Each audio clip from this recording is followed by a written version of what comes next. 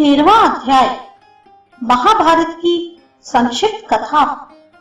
अग्निदेव कहते हैं, अब मैं श्री कृष्ण की महिमा को लक्षित कराने वाला महाभारत का उपाख्यान सुनाता हूँ, जिसमें श्री हरि ने पांडवों को निमित्त बनाकर इस पृथ्वी का भार उतारा था।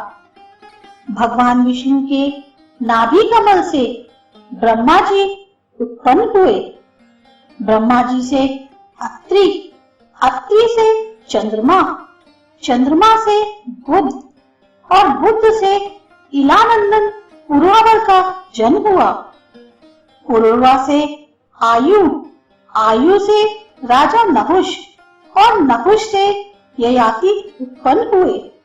ययाति से पुरु हुए। पुरु के वंश में भरत और भरत के कुल में राजा कुरु हुए। कुरु के वंश में शांतनु का जन्म हुआ। शांतनु में गंगानंदन भीष्म उत्पन्न हुए। उनके दो छोटे भाई और थे, चित्रांगद और विचित्रवीर। ये शांतनु से सत्यवती के गर्भ से उत्पन्न हुए थे। शांतनु के स्वर्गलोक चले जाने पर भीष्म ने अविवाहित रहकर अपने भाई विचित्रवीर के राज्य का पालन किया।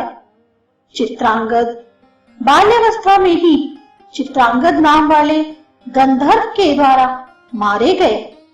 फिर भीष्म संग्राम में विपक्षी को परास्त करके काशीराज की दो कन्याओं अंबिका और अंबालिका को हर लाए।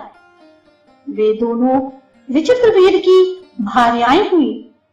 कुछ काल के बाद राजा विचित्रवीर राज्य क्षमा से ग्रस्त हो स्वर्गवासी हो गए।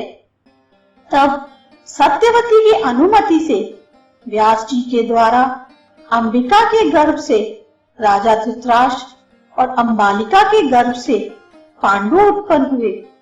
धृतराष्ट्र ने गांधारी के गर्भ से 100 पुत्रों को जन्म दिया, जिनमें दुर्योधन सबसे बड़ा था। राजा पांडु वन में रहते थे। वे ऋषि के शापवश शतद्रु मुनि के आश्रम के पास स्त्री समागम के कारण मृत्यु को प्राप्त हुए। पांडु शाप के कारण स्त्री संभोग से दूर रहते थे, इसलिए उनकी आज्ञा के अनुसार कुंती के गर्भ से धर्म के अंश से युधिष्ठिर का जन्म हुआ। वायु से भीम और इंद्र से अर्जुन उत्पन्न हुए। पांडु की दूसरी पत्नी माद्री के गर्भ से अश्विनी कुमारों के अंश से नकुल सहदेव का जन्म हुआ। शापवश एक दिन माद्री के साथ संभोग होने से पांडु की मृत्यु हो गई और माद्री भी उनके साथ सती हो गई। जब कुंती का विवाह नहीं हुआ था, उसी समय सूर्य के अंश से उनके गर्भ से कर्ण का जन्म हुआ। वह दुर्योधन के आश्रय में रहता था। दैवयोग से कौरवों और पांडवों में बैर की आग प्रज्वलित हो उठी। दुर्योधन बड़ी खोटी बुद्धि का मनुष्य था। उसने लाक्षा के बने हुए घर में पांडवों को रखकर आग लगाकर उन्हें जलाने का प्रयत्न किया, किंतु पांचों पांडव अपनी माता के साथ उस जलते हुए घर से बाहर निकल गए। वहां से एक चक्रा नगरी में जाकर वे मुनि के वेश में एक ब्राह्मण के घर में निवास करने लगे। फिर बक नामक राक्षस का वध करके वे पांचाल राज्य में, जहां द्रौपदी का स्वयंवर होने वाला था, गए। वहां अर्जुन के बाहुबल से मत्स्य भेद होने पर पांचों पांडवों ने द्रौपदी को पत्नी रूप में प्राप्त किया।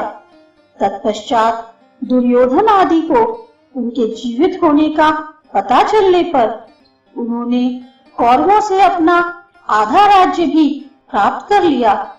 अर्जुन ने अग्निदेव से दिव्य गांडीव, धनुष और उत्तम रथ प्राप्त किया था।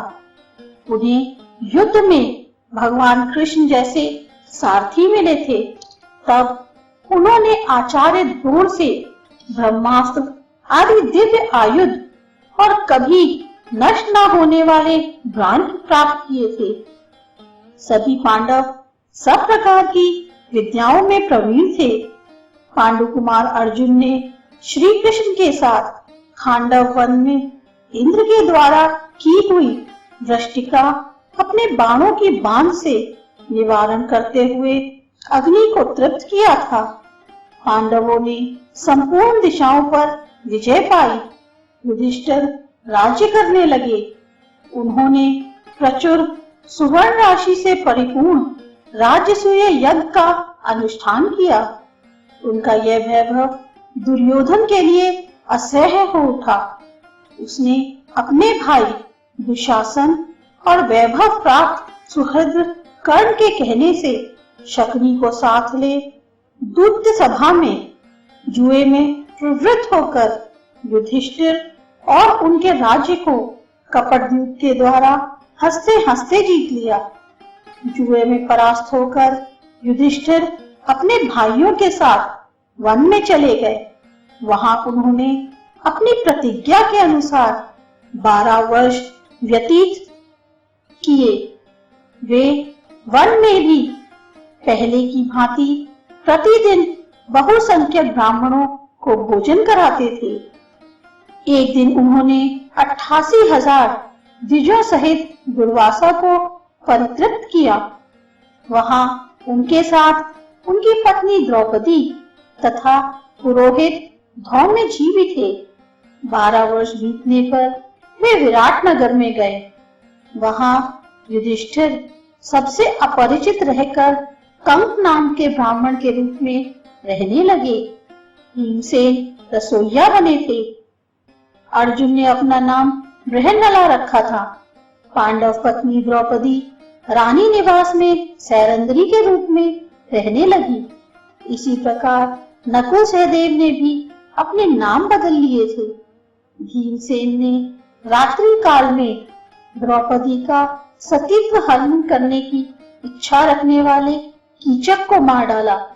तत्पश्चात कौरव विराट की गौओं को हराकर ले जाने लगे। तब उन्हें अर्जुन ने परास्त किया। उस समय कौरवों ने पांडवों को पहचान लिया। श्री कृष्ण की बहन सुभद्रा ने अर्जुन से अभिमन्यु नामक पुत्र को उत्पन्न किया था। उसे राजा विराट ने अपनी कन्या उत्तरा ब्याह दी। धर्मराज युधिष्ठिर 7 अक्षौहिणी सेना के स्वामी होकर कौरवों के साथ युद्ध करने को तैयार हुए। पहले भगवान श्री कृष्ण परम क्रोधी दुर्योधन के पास दूत बनकर गए। उन्होंने 11 अक्षौहिणी सेना के स्वामी राजा दुर्योधन से कहा, राजन, तुम युधिष्ठिर को आधा राज्य दे दो या उन्हें 5 ही गांव अर्पित कर दो, नहीं तो उनके साथ युद्ध करो। श्री कृष्ण की बात सुनकर दुर्योधन ने कहा, मैं उनकी सुई की नोक के बराबर भूमि भी नहीं दूंगा। हाँ, उनसे युद्ध अवश्य करूंगा। ऐसा कहकर मैं भगवान श्री कृष्ण को बंदी बनाने के लिए उद्यत हो गया। उस समय राज्य सभा में भगवान श्री कृष्ण ने अपने परम दुर्धर्ष विश्व रूप का दर्शन कराकर दुर्योधन को भयभीत कर दिया। फिर विदुर ने अपने घर ले जाकर भगवान का पूजन और सत्कार किया।